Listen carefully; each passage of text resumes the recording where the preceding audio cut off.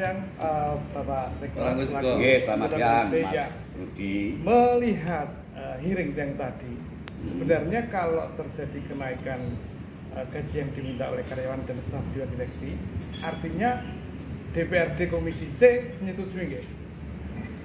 Kita belum berarti menyetujui, karena konteksnya tadi kan bukan masalah setuju dan tidak setuju. Sebenarnya kalau saya mewakili pribadi ini bukan kolega ya, karena ini saya jelas sendiri. Yang sebenarnya saya pengen tahu benar itu adalah cash flow atau neracanya PDAM. Atau pertanyaannya kami balik. Saya teruskan dulu. Dengan kenaikan itu panjenengan setuju atau tidak? Belum. Menyetujui. Alasan saya kenapa belum? Logikanya, ketika ada yang naik dan kita belum tahu cash flow-nya, mesti ada pos yang terkurangi. Ya. Atau kalau tidak ada pos yang terkurangi, ada beban yang harus ditambah. Iya.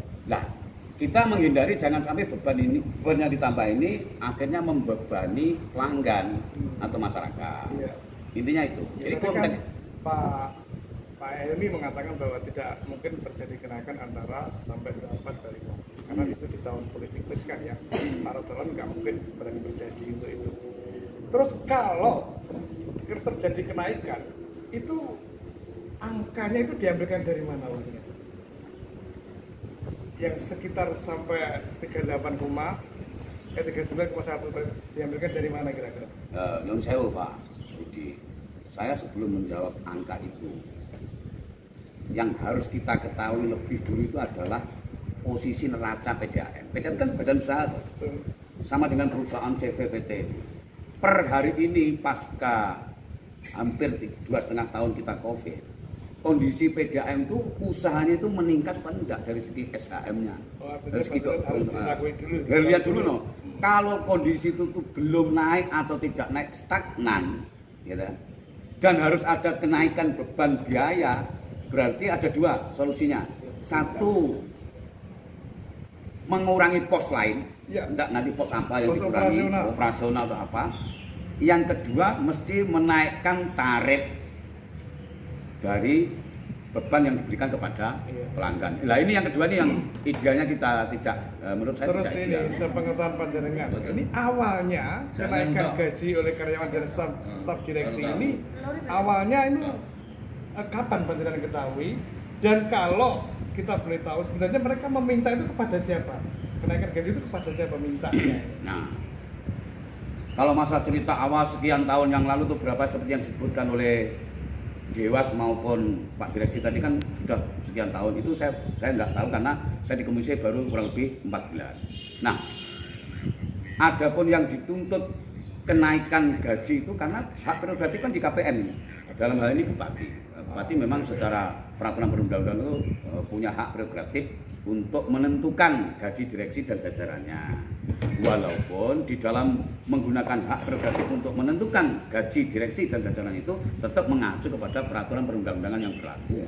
Tadi yang sudah dipaparkan, tidak perlu saya ulas lagi. Tadi seperti yang disampaikan oleh Ketua Dewan Pengawas, ada sebuah kepastian bahwa KPM dalam hal ini Bupati menyetujui permohonan kenaikan gaji tersebut. Tadi kalau saya perhatikan ada dua pendapat yang masih silang. Kalau menurut keterangan Asmar yang mewakili karyawan, seolah-olah RAKP tadi sudah disetujui dan ditandatangani oleh Bupati. Awal-awal penyampaian tadi loh. Tetapi di akhir-akhir pembicaraan tadi bahwa itu belum atau bukan baru rancangan. Nah ini tadi sebenarnya belum deal loh, ini tadi sebenarnya masih menyisakan permasalahan. Ini tadi masih menyisakan permasalahan. Bagi kami terlepas itu baru wacana atau tidak, kenaikan permohonan atau permintaan kenaikan gaji karyawan dan staf itu sudah menyakiti hati kami saat kita baru mencoba untuk pulih dari COVID. Artinya dengan alasan bahwa tarif di Magetan itu terendah di Jawa Timur, dengan alasan bahwa ini untuk peningkatan SDM. Nah, yang kami ingin tahu dari panjenengan, apakah kenaikan gaji untuk alasan tersebut itu mendesak dan harus dilakukan? Apakah tidak ada solusi lain selain menaikkan gaji? Selain gaji. Menurut saya untuk saat ini, ketika harus menaikkan gaji direksi dan lain sebagainya, menurut saya tidak ideal. 20 juta angka tidak ideal. Kenapa kok saya bilang tidak ideal? Tadi dari direksi sendiri belum jelas usaha di PDAM ini dari segi SHU atau penghasilan meningkat atau belum kan belum jelas. Yang kedua, kita ini masih suasana pemulihan ya, setelah sakit hampir 2,5 tahun karena pandemi. Ya idealnya kalau menaikkan kesejahteraan atau gaji itu ya menyakiti banyak pihak, terutama ya masyarakat yang mendengar. Artinya ya nggak ideal dan tidak objektif. Kalau dilihat dari faktor kepatutan dan kepantasan ya urung patut lah, urung patut. Kenapa? Harus ditunjukkan dulu satu, cash flow-nya atau neracanya meningkat itu satu. Yang kedua, pelayanan terhadap masyarakat, bukannya pelanggan itu yang terbaik. Yang ketiga, memperbaiki manajemen dan sistem pengaturan manajemen di dalam, termasuk keterbukaan, termasuk berkomunikasi yang baik.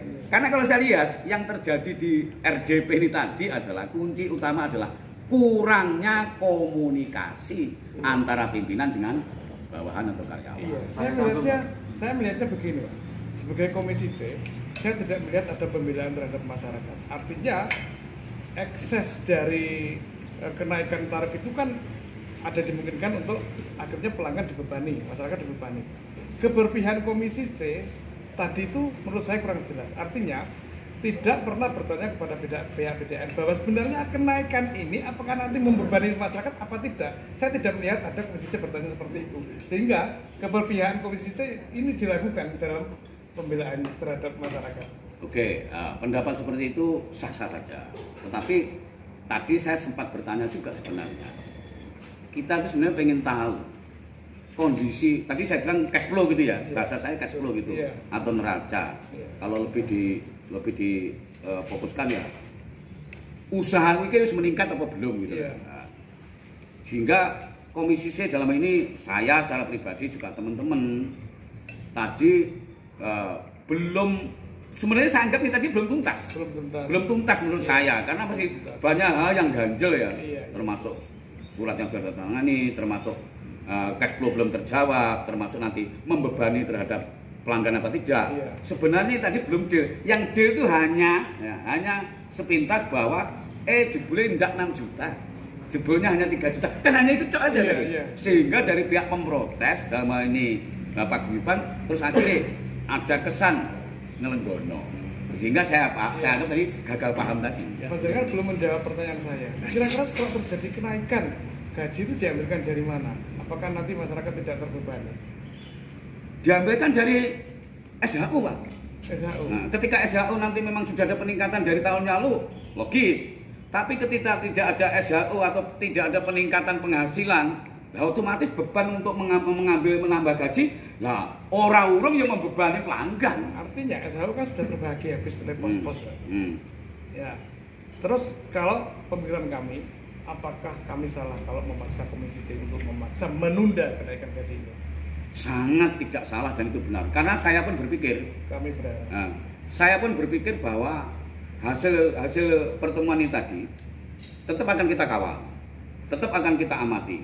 Suatu saat kami dari Komisi C, walaupun saya anggota, akan mendesak kepada pimpinan untuk sidak atau hearing internal. Internal maksudnya ya hanya PDAM dengan Komisi C untuk dibedah secara tuntas kondisi hasil usaha PDAM seperti apa. Dan minta disampaikan kepada masyarakat. Nah, setelah itu nanti kami dapatkan, maka di beberapa kesempatan bisa kita sampaikan kepada masyarakat, baik melalui media massa atau apa, atau pertemuan, itu tidak apa-apa. Karena ini masalah PDAM ini sebenarnya kecil, tetapi kalau saya perhatikan sudah meluap ini, sudah melebar, sehingga menjadi konsumsi publik.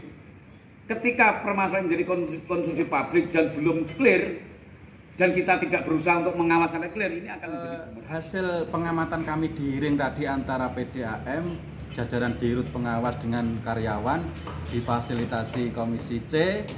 Di situ kami menemukan akhir yang tidak baik. Seolah-olah hearing itu menyepakati atau Komisi C menyepakati tentang adanya kenaikan gaji dirut dan karyawan. Nah, di sisi lain kami sangat menyayangkan karena tidak ada kesimpulan yang pasti, tidak ada sikap dari Komisi C. Nah, ini terletak pada kesalahan dari pimpinan rapat. Di sini tentunya harusnya Pak Ketua DPRD tadi harusnya memberikan kesimpulan bahwa itu belum hasil yang pasti untuk ya atau tidak kenaikan. Nah, kita harapkan Komisi C ini benar-benar mengawal tentang rencana kenaikan ini harus dikaji ulang, diperjuangkan dengan Bupati. Kalau kami mewakili masyarakat pelanggan, kami menolak untuk naik, jangan sampai naik, karena pasti akan ada kenaikan tarif, entah itu nanti tarif airnya ataupun tarif perawatannya, itu pasti.